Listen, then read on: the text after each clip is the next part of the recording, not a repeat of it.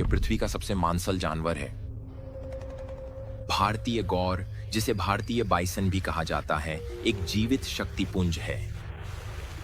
यह जंगली मवेशी प्रजाति 1500 किलोग्राम तक वजन कर सकती है, कंधे तक 2.2 मीटर से अधिक ऊंची होती है और अपने शरीर के लगभग 60 से 65% हिस्से को मांसपेशियों के रूप में ढोती है। इसके विशाल कंधे, मोटी गर्दन और फौलादी टांगें इतनी ताकत पैदा करती हैं कि वयस्क बाघ 90% से अधिक मामलों में स्वस्थ गार्ड पर हमला करने से बचते हैं।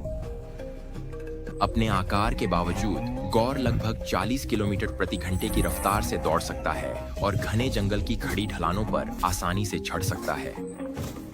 जंगली में इनकी संख्या 20,000 से भी कम रह गई है, जिससे यह मांसल दैत्य न केवल शक्तिशाली बल्कि दुर्लभ भी बन गया है।